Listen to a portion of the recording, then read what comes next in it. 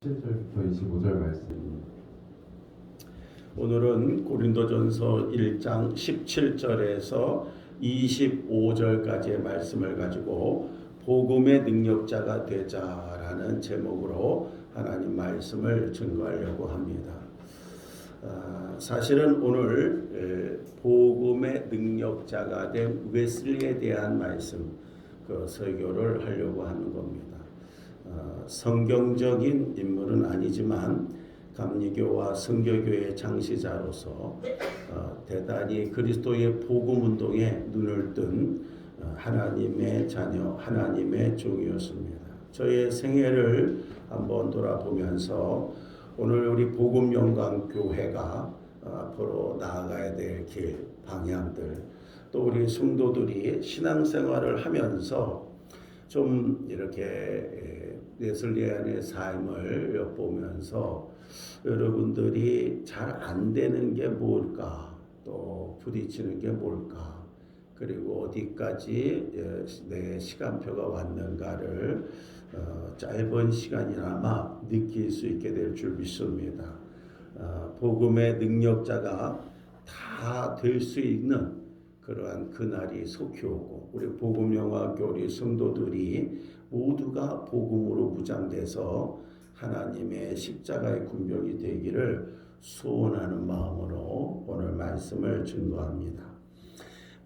전 세계의 이 웨슬리안들이 약 1억 명이 넘는다 그럽니다.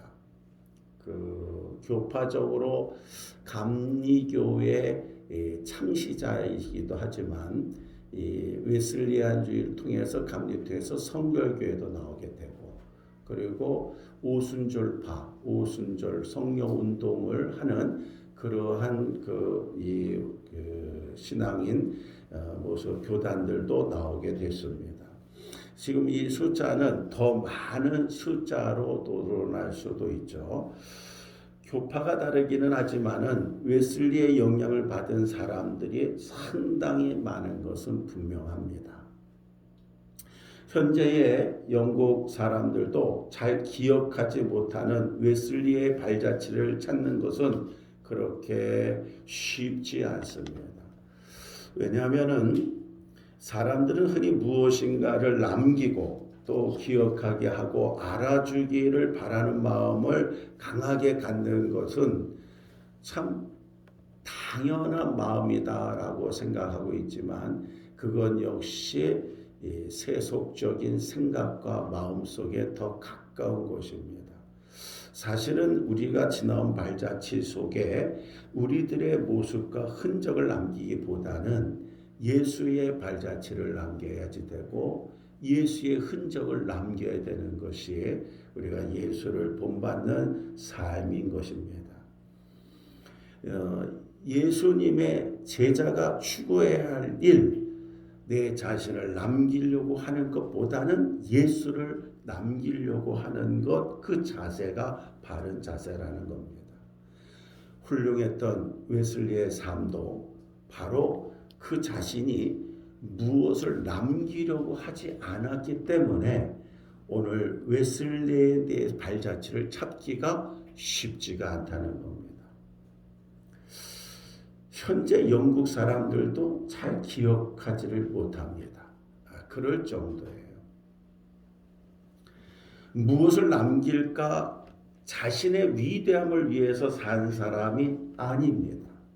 이 웨슬리는 오직 복음을 전파하기 위해서 살았고, 복음을 통한 삶의 변화를 사람들과 나는 하나님의 종이었습니다.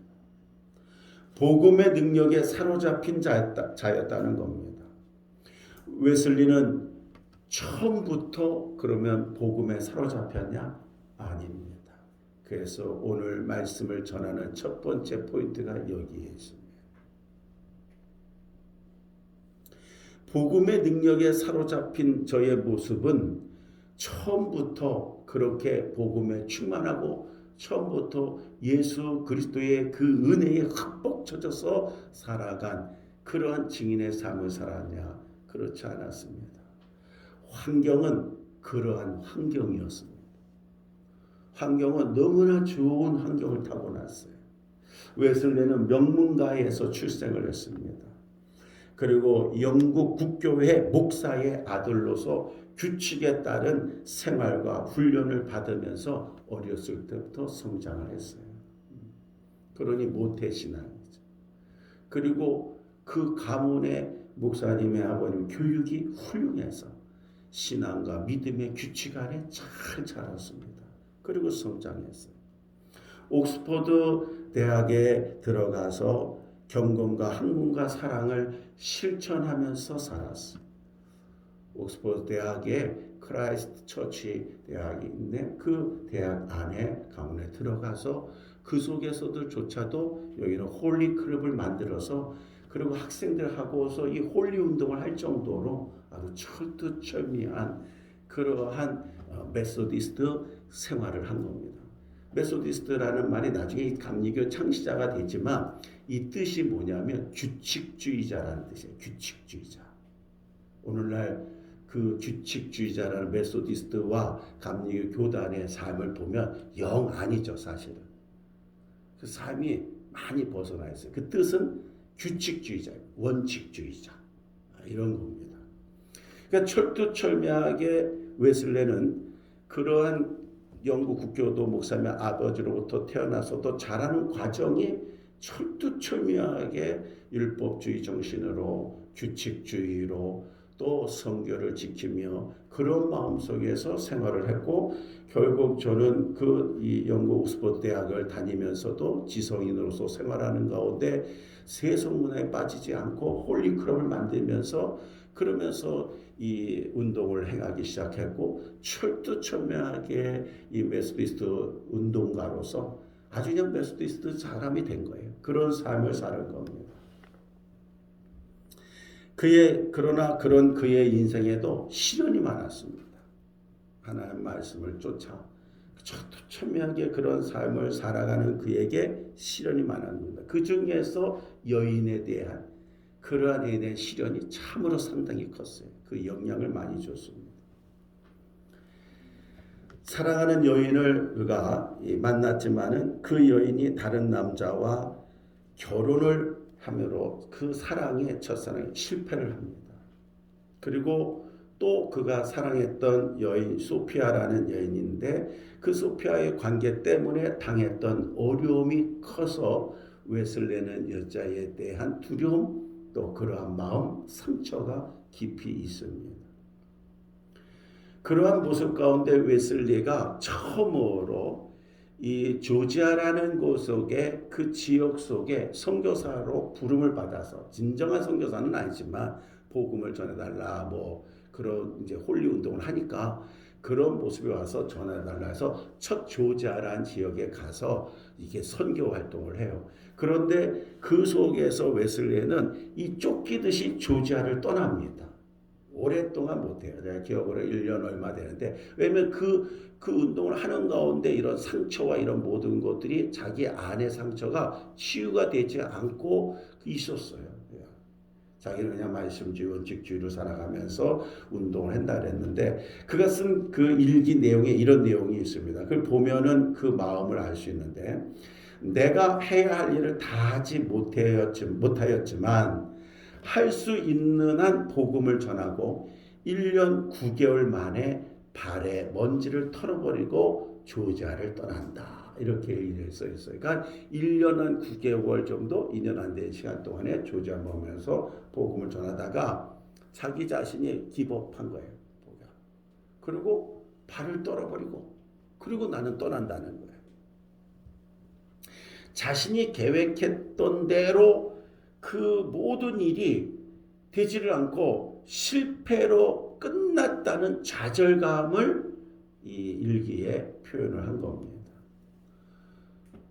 그 중에는 소피아와의 연애 사건은 생각만 해도 다시 떠오르고 싶지 않은 배신감, 모욕감, 분노에 휩싸이게 됐고 그러한 마음과 감정을 추스르지 못한 끝에 저는 복음이고 원칙주의 규칙주의자를 행하고 홀리클럽을 행하고 그 복음이 다 되는 줄 알고 그런 모습을 행했지만은 사실 그리스도의 진정한 만남이 저에게 없었던 겁니다.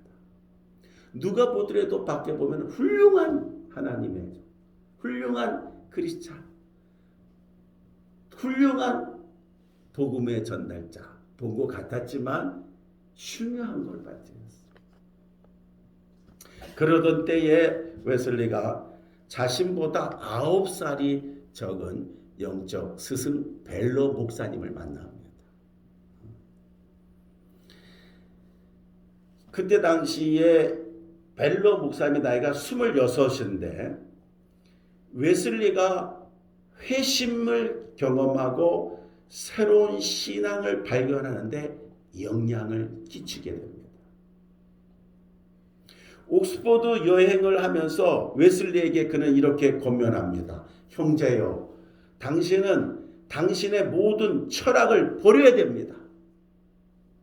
이 한마디가 웨슬리에게 상당히 큰 충격적인 그런 말로 와닿게 됐어요. 당신의 가지고 있는 철학을 버리십시오.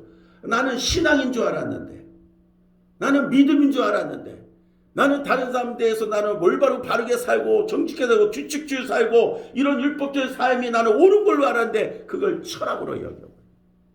당신의 신앙 철학을 버리십시오. 제가 어저께 오늘 월상 예배를 드리면서 오늘 10월달 가장 중요한 말씀을 선포했어요. 교회 안에 종교, 기독교 미신을 버려라. 여호와 하나님만을 의뢰하고 여호와 하나님만을 의지해라. 어려운 문제가 생기고 답답하면 여러분 사람을 찾아요. 그걸 찾아가서 물어봐요. 누가 좀 기도할 줄 안다면 가서 기도도 받으려고 그러고 있고.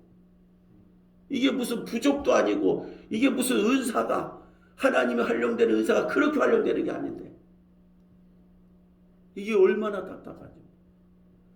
교회 안에 심지어는 목사님들도 점쟁이한테 찾아가지고 교회 어디다가 세우면은 잘 되면 점쟁이가 더 잘 가르쳐줘요.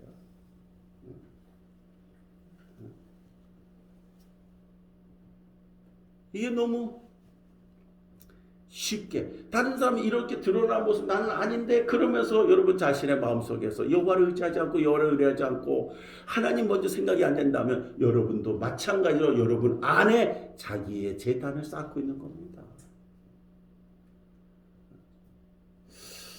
웨슬레가 많은 그러한 경험 자신이 해보고 나서 인생의 그러한 여인의 사랑에 대한 것으로 상처를 받고 그런 모습에서 실패를 경험하게 되고 그런 모습에서 할 의욕을 잃어버리게 되니까 거기서 찾아오는 그 어떤 괴뢰감, 거기서 찾아오는 자신에 대한 실망감 이런 것 때문에 자신이 뭔가 깨달았을 때 벨로 목사님을 통한 이 말이 와닿는지는 모르겠어요. 철학을 가지고 있고 어떠한 완벽한 그러한 자신의 인간 생각을 가진 자는 항상 틀을 만들어놔요. 그리고 그 틀 안에 모든 자가 들어와야지 됩니다. 그 틀 안에 있어야지 바르게 되는 줄 알아요. 그런데 우리 그 틀을 깨신 분이 하나님이 깨신 거예요. 그 틀을 깨신 분이 예수 그리스도의 은혜인 거예요. 우리는 그 틀 안에는 우리가 갇혀있지 못해요. 그리고 틀 안에 우리를 둬서는 누구든지 그 틀 안에를 스스로 들어갈 수도 없어요. 왜? 우리는 죄인이기 때문에 그래요. 하나님은 그 율법의 틀을 깨시고 하나님이 그걸 이루시고 모든 자를 구원하시겠다는 하나님의 사랑의 계획을 선포하시는 거예요. 누구든지입니다. 누구든지. 어떤 사람이든지입니다. 누구냐가 아니에요. 누구든지 그리스도 안에 하나님을 믿고 하나님 만나 하나님을 사랑하고 그 은혜를 받아들이기 원하고 그런 자라면 하나님은 누구든지 오케이입니다.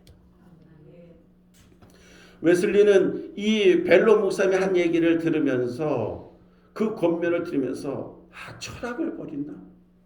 내가 종교생활하고 교회 다니 이게 신앙적 종교 철학이었나? 그러면서 인본주의를 버리고 오직 성경에 있는 아브라함과 예수 그리스도의 하나님만 붙들라고 말하는 벨로 목사의 충격적인 말을 듣게 되는 거예요. 당신을 의지하고 당신의 삶에 어떠냐가 중요한 게 아니라 성경에 있는 아브라함을 만나라. 성경에 있는 하나님을 만나라. 아브라함을 만나라고 벨로 목사 충격을 준 거는 믿음이 뭐냐라는 것을 보게 될 거예요. 그는 전혀 아브라함은 믿음의 조건을 가질 만한 그러한 환경과 여건과 그러한 모습의 의로운 자가 아님을 알잖아요. 그런데 하나님은 그를 믿음의 조상으로 만들어 주셔. 그 믿음으로 구원을 받게 될 것이라는 것이고, 하나님을 만남으로 인해서 내 모든 인본주의가 벗어지게 되고 그리스도 예수 그리스도의 하나님만 만나게 될 때 신본주의로 바뀌게 되는, 당신이 이게 바뀌게 되는 순간에 놀라운 은혜가 임할 것이라는 것을 권면을 한 겁니다.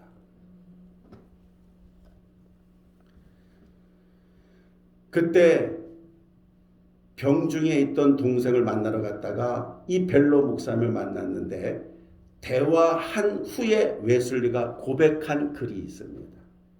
이렇게 소개하고 있습니다.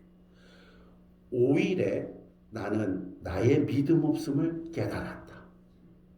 이제서 그렇게 홀리운동하고 어렸을 때 가문의 목사님의 자녀로서 자라고 이런 그런 정말 믿음이 충만하고 뭐 다른 먼지 하나 들어올 틈이 없는 삶을 살았던 그에게 고백이 하나가 주어지는데, 지식을 알고 말씀을 알고 지금 내가 어떤 삶을, 그게 중요한 게 아니라 내 안에 믿음 없는 것을 깨달았다. 알고 있는 것뿐이지 믿음이 없다는 것. 즉 나는 위대하신 하나님 안에서 우리를 구원하는 믿음이 없음을 분명히 알게 되었다. 놀라운 고백입니다. 위대하신 하나님 안에서 바라보니까 우리를 구원하는 믿음이 내게는 없음을 깨달았다. 벨로는 웨슬리에게 그 다음 이렇게 충고합니다. 성경으로 돌아가라. 성경으로 돌아가라. 그리고 두 번째 이런 말을 합니다. 구원에 이르는 믿음을 소유하라. 구원에 이르는 믿음을 소유하라고 강조를 합니다. 웨슬리는 사람들에게 복음을 전하면서도 자신의 구원 확신을 못해서 그가 전하는 복음을 듣고 죄를 고백하며 예수 그리스도를 영접하는 사람들이 있음에도 불구하고 웨슬리는 끊임없는 믿음과 의심 사이에서 흔들리고 있었던 거예요. 전한다고 믿는 건 아니에요. 자, 우리 선교 학교 강의할 때 하는 가운데 사도행전 1장 8절에 예수님의 지상 명령에 대한 얘기를 할 때 제일 먼저 강조하는 게 있어요. 질문을 던집니다. 우리 학생들에게, 제자들에게. 여러분, 복음이 어디서부터인지 아십니까? 사도행전 1장 8절의 말씀을 여러분 어디까지 이해하고 있습니까? 사도행전 1장 8절을 얘기할 때 전부 다 뭘 얘기하면 땅끝까지를 바라봐요. 땅끝까지. 땅끝 성경에, 땅끝 세계. 그런데 사도행전 1장 8절의 복음의 시작은 바로 여러분 자신부터라는 거죠. 오직 성령이 너희에게 임하시면, 너희에게 임하시면, 복음이 너에게 먼저 임해야 되는, 임하면 권능을 받고, 그리고 예루살렘과 온 유다 사마리아 땅끝까지 이르러 내 증인이 되는 거예요. 그래서 제가 이 얘기를 왜 했냐면, 전도를 하겠다는 마음과 전도를 하는 의지를 좋지만 제일 먼저 중요한 건 내가 예수 그리스도를 믿는 믿음을 가져야 돼. 그 믿음이 기도하며 성령의 불로 뜨거워야 돼. 그때 전도는 하라 해서 되는 게 아니라 전도는 되어지는 거예요. 내가 하러 가는 게 아니라 전도를 할 수밖에 없는 성령이, 예수가 나의 주인 돼서 나의 마음을 움직이시는 거예요. 그럴 때 전도의 눈이 열리게 되고 안 되는 결과가 중요한 게 아니라 나는 복음을 말하고 있는 거예요. 증거하고 있는 거예요. 여기에 눈을 떠야 되는 거예요. 웨슬리의 고민이 바로 이 부분에 있었던 거예요. 많은 사람들이 얘기를 하고 또 복음을 전하면서 그들이 죄를 고백하게 되고 눈물 흘리면서 은혜 받다 구원받다가 믿음을 갖고 감사합니다 하는데 정작 전하고 있는 웨슬리의 마음은 믿음과 의심 사이에 속에서 방황하고 있었던 거예요. 이러한 것들은 오늘날 직분이라는 것 때문에 직분과 믿음하고는 전혀 직분이 있다고 해서 목사할 때 다 믿음 있는 거 아닙니다. 장로라고 다 믿음 있는 게 아닙니다. 권사라고 다 믿음 있는 게 아니에요. 평신도인데도 장로보다 목사보다 믿음을 가진 자가 있어요. 집사인데도 장로보다 훌륭한 믿음을 가진 자가 있어요. 어떤 사람은 장로 주는 것을 거부하고 집사의 이 길을 남아서 그 교회를 40년 동안 떠나지 않으면서 그 교회 속에서 장로가 되면은 자꾸 뭐가 이렇게 옷이 있을까 의식이 되고 있지만 집사가 되면 뭐 허드렛 일을 다 해도 뭐라 그러지 않으니까 그 집사로 계속 남아서 교회의 허드렛 일을 마다하지 않고 하는 훌륭한 성도가 있어요. 우리 교회 좋은 교회라고 하는 그 동방송에 그 프로그램이 있었는데 그런 프로그램을 할 때 거기에서 그 교회마다 MVP를 뽑을 때 그럴 때 MVP 뽑은 자가 다 교회에다가 크게 헌신한 장로가 되고 누가 된 사람 된 줄 알았는데 그 교회 성도들이 뽑은 MVP는 교회 하면서 비가 오나 눈이나 하루도 그러지 않고 금몇십 동안에 주차장에서 안내를 해도 그 집사님을 꼽더라고요. 저도 도전이 돼요. 그러한 집사님들을 저는 여러 만나봤습니다. 다양한 그런 활동을 통해서 이런 분들을 봤어요. 직분하고는 상관없어요.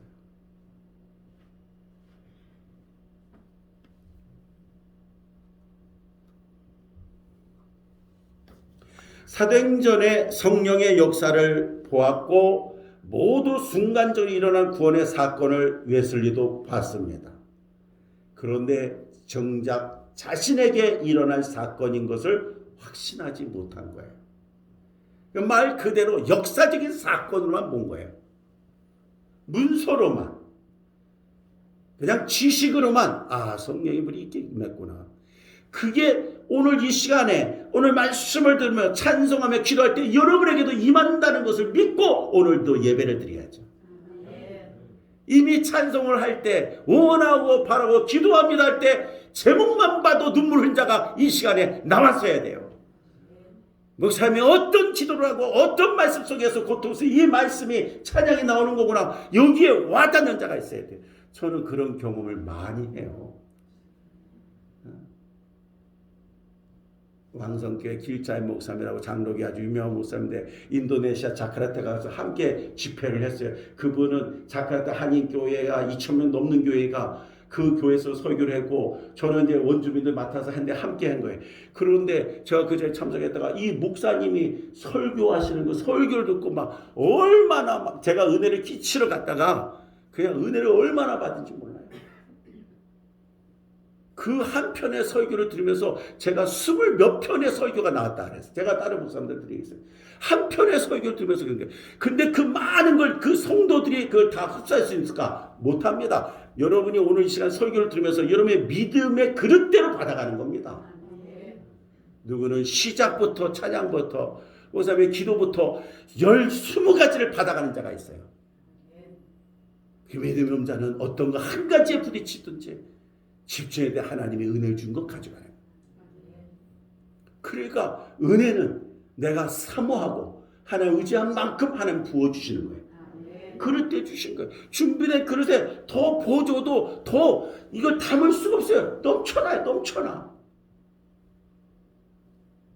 그렇다고 애초에 조금만 해가지고 조금 줄 수 없잖아요.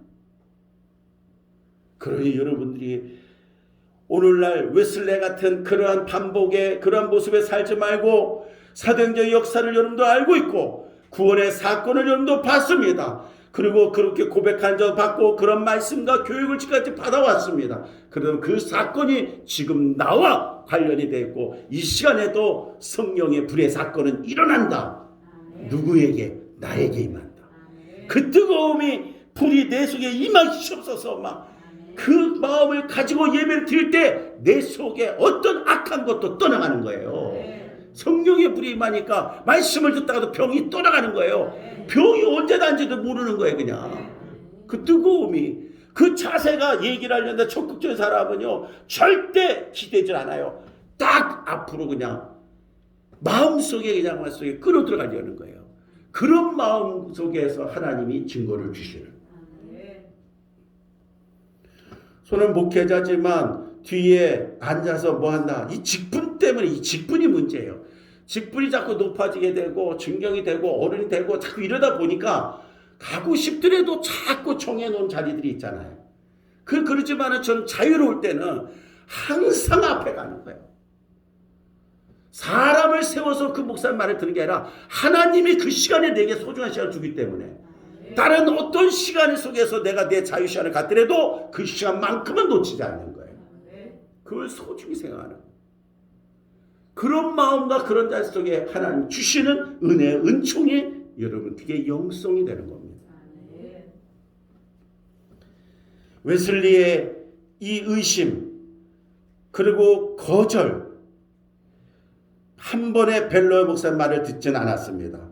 그런 웨슬리의 이런 끊임없는 의심과 거절에 불구하고 벨로 목사는 계속해서 웨슬리를 설득을 한 겁니다. 버려라. 너의 철학을 버려라. 너의 의심을 버려라. 성경에서 아브라함을 만나라. 성경에서 예수 그리스도를 통한 하나님을 만나라. 이걸 계속 설득을 합니다. 성경의 사건을 예로 들어 설명해 줍니다. 벨로 목사님은 믿지 못하는 웨슬리에게 살아있는 믿음의 증인들을 데려왔습니다. 간증자들 데려왔습니다. 하나님이 한순간에 자신들에게 구원의 이름을 믿음을 주셨고 또 그 순간에 어둠에서 빛으로 죄와 두려움에서 성결과 행복으로 옮겨졌다고 간증하게 했습니다. 웨슬리의 앞에 자꾸 은혜 받은 자를 보내준 거예요. 마침내 웨슬리가 이런 기도를 합니다. 주여 믿음 없는 나를 도와주소서. 웨슬리의 충격적 말에 아까는 내게 믿음 없는 것을 이제야 알았다고 일기를 썼는데 거기서 끝나냐. 이 믿음 없는 나에게 주여 믿음을 주소서. 이게 기도문이 열린 거예요. 주여 믿음 없는 나를 도와주소서. 한 사람의 영적 멘토가 이렇게 중요한 역할을 하게 되는 겁니다. 여러분 고려하신이 있고 분명한 믿음이 있다면 여러분이 만나는 사람마다 하나님이 만나게 한 계획이 있다는 걸 깨달으시길 바랍니다. 잘 받아들이지 않고 잘 호응하지 않더라도 여러분들이 최선을 다하여서 복음을 전하고 말씀을 보게 하세요.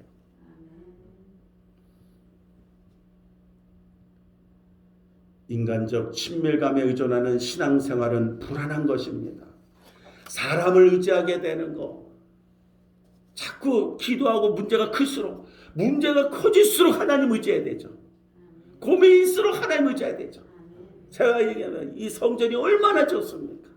여기는 와서 자도 괜찮고 옆에서 잔 다음에는 저 2층 가자 되고 여기 와서 떠들어도 괜찮고 우리는 소리 지르고 찬송해도 옆에 쳐들어올 사람이 하나도 없어요. 얼마나 좋아요. 여기 와서 아무리 외쳐도 누가 뭐라고 손깍질 사람도 없고 누가 들을 사람도 없잖아요. 하나님 의지해야 되는데요. 여기 와서조차도 사람을 의지하고 여기 와서조차도 사람을 부르고 하나님이 계신데 그 하나님이 얼마나 섭섭하냐. 교회 주일 예배 와서 하나님 만나고 가세요. 주님을 만나고 가세요. 어떤 우리의 환경 겉모습에 속지 마세요. 주님을 만나면 주의 음성이 들어오면 이미 하나님이 머리털까지 세심받으신 하나님께서 주의 종을 세운 사자 입술 통해서 할 말을 하십니다. 성경 말씀을 통해 답을 주십니다. 내 안에 기독교적인 미신, 종교 이것을 종교생활 끊지 않으면 이제까지의 삶이 사람을 향한 그 모습 속에 끊지 않으면 내 안에 구원은 없는 겁니다. 영적으로 성숙한 리더들, 오늘 하나님의 종들을 찾아가서 관계를 잘 맺어야지, 벨로 목사님같이 주님과 관계를 잘 맺어야지 여러분 신앙 정체며 퇴보를 막을 수가 있는 겁니다. 우리는 누구나가 다 연약한 모습을 가지고 있어요. 웨슬리는 이 벨로 목사님의 도움으로 믿음으로 얻는 구원, 즉 구원에 이르는 믿음에 대해 설교하기를 시작을 합니다. 1738년 찰스 웨슬리는 존 웨슬리보다 먼저 회심 체험을 합니다. 동생은 5월 21일 중생의 은혜 경험을 체험하게 되고 영혼의 평화를 얻었다 말을 합니다. 그때 두 가지 사건이 일어났습니다. 하나는 병 고침을 받게 됐고 건강을 회복하게 된 겁니다. 그러면서 하루 종일 성령의 은사를 갈망했어요. 찰스 웨슬리는 하나님과 평화, 관계 이거를 누리게 됩니다. 그리고 마음의 기쁨과 소망이 넘칩니다. 여러분, 주님의 신비한 음성을 들음으로 예수의 십자가의 속죄 은혜 체험을 중생하게 된다는 사실을 분명히 아시기를 바랍니다. 여러분들 또한 그리스도의 십자가의 속죄 은혜 체험, 그 중생의 체험이 아직 없다면 반드시 오늘 사모하며 기도하면서 여러분이 조만간에 이 중생의 체험이 있기를 주의 이름으로 축원합니다. 존 웨슬리는 이 찰스 웨슬리의 동생이 중생의 은혜 체험이 되었다는 소식을 듣고 축하하기 위해서 찰스를 방문합니다. 그리고 두 형제는 서로를 위해 기도해요. 형도 이걸 받아야 돼. 그러면서 합심해서 중생 체험한 찰스의 동생이 형과 함께 중보 기도를 합니다. 찰스는 형 존을 위해서 중보 기도합니다. 은혜 체험하도록 무릎 꿇고 계속 기도합니다. 또 찬송을 부릅니다. 주님의 능력으로 충만했습니다. 그때 즉시로 몸에서 질병이 완전히 떠나고 건강하게 되는 것 같은 느낌을 받았다고 기록이 되어 있어요. 여러분, 기도를 깊이 들어갔어요. 이제 하나님과의 만남과 중심이 됐다면 나만이 아니라 그렇지 못한 자들을 위해서 중보기도에 들어가세요. 남을 위해 기도는 나의 신앙을 성장시키는 거예요. 그리고 더욱 확신을 가져다 주는 거예요. 그리고 그리스도의 이름이 아는 자에게서 빛이 나는 겁니다. 절대 모르는 자는 웨슬리가 아무리 메소디스트 삶을 살았고 그런 홀리 운동을 한다 할지라도 그 속에 자기 안에 빛은 나질 않거든. 얼마나 참 억울한 인생의 삶입니다. 존 웨슬리는 그러한 육신적인 질병과 병강에 회복이 되는 느낌을 받았지만 여전히 마음은 무거움이 있었습니다. 이유가 뭡니까? 죄 문제를 해결하지 못하기 때문에 그래요. 이 죄 문제 때문에 그래요. 저주와 형벌밖에 없다는 생각에 사로잡히면서 두려움에 빠집니다. 그럴 때 5월 24일 날, 이 중요한 날입니다. 새벽 5시에 성경을 읽고 그리고 기도하고 정오에 성경을 읽고 오후에 성바울 성당에 가서 성가를 들으며 위로를 받습니다.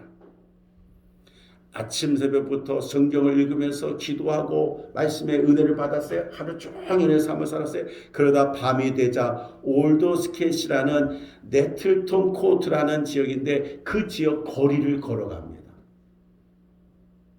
근데 그 거리를 걸어가다가 거기에서 모이는 모라비안 신도의 기도회에 참석하게 됩니다. 이때 모라비안 신도들은 메소디스트와 달리 이들은 성령 운동을 하며 하나님 말씀대로 기도 운동을 하는 자들이에요.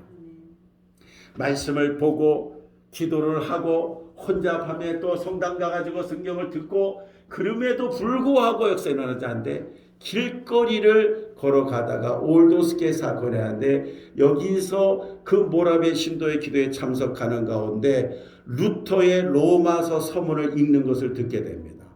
그것이 8시 45분경이라고 이 자는 그걸 일기에 표현을 썼어요. 왜냐하면 너무나 분명한 역사적 사건이었기 때문에. 그 로마서의 서문을 읽는 가운데 자신은 놀라운 변화를 경험하게 됐다. 성령의 감동에 의해서 중생의 은혜를 체험하고 회심하다. 이렇게 기록을 합니다. 얼마나 오랜 시월을 돌아왔습니까? 하나님을 만나는 가장 가까운 자리에 있었는데, 하나님의 은혜를 체험하는 가장 가까운 자리에 있었는데, 그런데 얼마나 많은 시간을 돌아왔습니까? 나는 내 마음이 이상하게 뜨거워지는 것을 느꼈다. 나는 이제 나 자신이 예수를, 오직 예수만을 믿음으로 구원받았다는 것을 느꼈다. 그리고 주께서 나의 모든 죄를 영원히 제거하셨고 나를 죄와 사망의 법에서 구원하셨음을 확신을 얻었다. 나를 위해 십자가에 피 흘려 죽으신 예수님의 사랑을 마음속에 깊이 깨닫고 감동을 했습니다. 여러분, 이것이 성령의 역사입니다. 이것이 중생의 처음이라고 말하는 거예요. 거듭난 겁니다. 내가 육으로 태어나겠지만 죄의 문제가 완전히 해결됨으로써 영원히 내 문제를 예수님이 해결하셨다. 이것은 내 노력과 행함이 아니라 메소디스트로 되는 게 아니라 전적인 하나님의 은혜다. 이걸 고백하는 거예요. 죄와 죽음의 법에서 구원하셨다는 확신, 그리고 하나님의 사랑은 다름 아닌 사랑이라 용서라는 것. 그 용서가 용납하신, 죄를 회개하지도 않았는데도 용납하시고 행하셨다는 의롭다 하심, 이 모든 게 하나님이 우리 인간을 향한 구원의 선물이라는 말씀을 맺습니다. 회심을 통한 구원의 확신은 그로 하여금 복음 전도의 생애를 바치게 됩니다.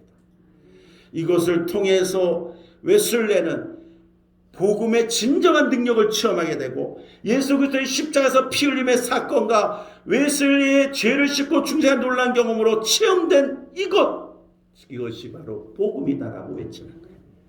그러면 전 세계는 나의 교구다라는 얘기를 선포해요.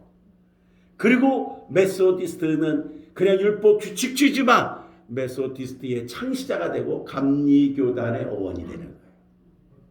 거기에 수많은 웨슬리안 성결 성령 중심의 그러한 교파들, 교회들이 세우고 수많은 교회들이 성령의 불을 받고 운동이 일어나기 시작합니다.